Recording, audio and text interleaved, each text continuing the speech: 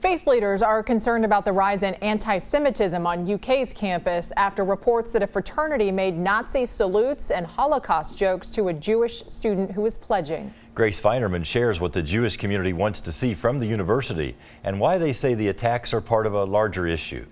Melanie Galernter, a UK student, learned about the Holocaust from her grandfather, a survivor. Of course, the atrocities of the Holocaust, but again, what that resilience in Jewish people looks like. Galernter is now president of Kentucky Hillel, a student-run organization for Jewish students. While she says she mostly feels safe on campus, anti-Semitism surfaces.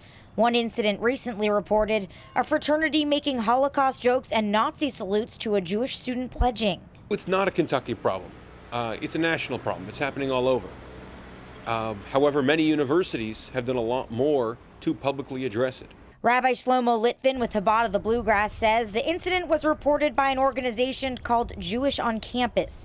He says when the fraternity council was allowed to address it, they were asked to wait by the university, which followed by issuing a generic statement. Individual acts of hate certainly can be explained away and can be fixed by education, but choosing not to counter it, choosing not to speak out is a choice. And it's not an issue of ignorance, it's an issue of apathy. The rabbi is calling for UK to adopt the Jewish community's definition of anti-Semitism, as the state of Kentucky has.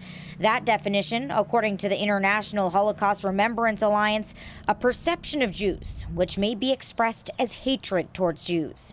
Galernter asks we learn from the past to stop hate in its tracks. There were things that had to happen to lead up to the Holocaust, right? It didn't just happen overnight.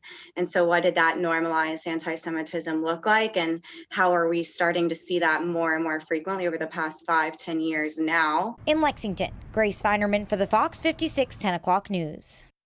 The rabbi says the internet poses another problem. He says apps such as Facebook, Twitter, and Clubhouse have given opportunities for people to say anything without being held accountable.